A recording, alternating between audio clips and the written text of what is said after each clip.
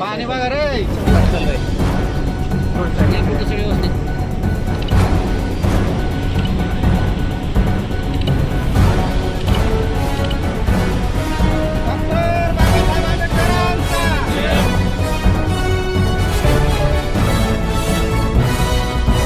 त्यांनी पाणी अडवलेलं आहे. पाण्यामध्ये पेस्ट तयार होते. पेस्ट तयार झाल्याच्या नंतर मच्छर तयार होतात.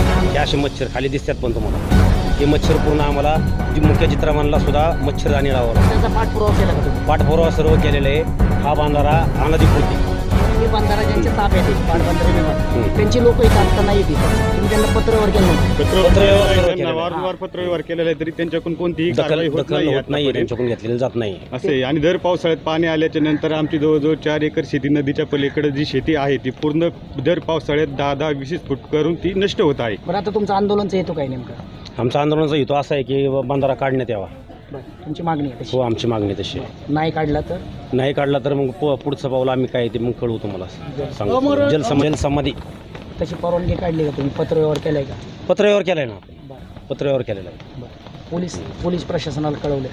पोलीस प्रशासनाला कळवलेलं आहे. दोन्हीकडे पत्र दिलेले? दोन्हीकडे पत्र दिले. दोन्ही काळभोरमध्ये पण दिले. नाही दिसले हे जे पोलीस आलेत ना ते मी बोलवलेत 112ला कॉल देऊन. बरं हो बरोबर आहे. ते पोलीस प्रशासनाने काही दखल घेतली नाही त्यामुळे तुम्हाला विचारलं की तुम्ही जलसमाधीचे डायरेक्ट धमकी दिली ना म्हणून. हो नाही आता जर काही दखल घेतली नाही तर आम्ही पुढे जाऊन उडी मारणारचे पाण्यामध्ये थांबणारचे. जोपर्यंत आम्हाला नाही भेटत नाही तोपर्यंत आम्ही प्रशासनाची हलणार पहिल्यांदा उडी कशाला मारताय डायरेक्ट? प्रशासनाचा माणूस कोण आलाच नसेल तर इथं काय करणार आपण? आम्ही जिल्हा अधिकाऱ्याला पत्र दिलेलं आहे. वारंवार आमच्या जिल्हा अधिकाऱ्याला पत्र दिलं आहे, तहसीलदाराला पत्र दिलेलं आहे.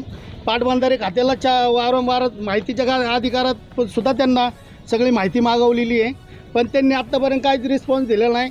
इथं या ठिकाणी खूप मच्छर होतात. या बंधाऱ्यामुळं खूप मच्छर होतात. मेलील जनावरं कुत्री वगैरे वाहून येतात इथं अडकतात सगळे आणि मग ह्याची दुर्गंधी सगळीकडे पोचती. ज्यावेळेस नदीला पाणी येतं पूर येतो त्यावेळेस सगळं नितनवऱ्यांच्या गायकवाडांच्या शितोळ्यांच्या सगळ्या वावरात पाणी घुसतंय. या बंधाऱ्याचं आहे ना ही शेती नष्ट होत चाललेली आहे पलीकडल्या साईडची आणि ह्याचं प्रशासन कलेक्टर कोणच ह्याची दखल घेत नाही. तरी मी कलेक्टरला ह्या निवेदन करतो की आपण ह्या गोष्टीचा तात्काळ विचार करून आम्हाला सर्व शेतकरी वर्गाला दलित समूहाला यांना सगळ्यांना न्याय द्यावा.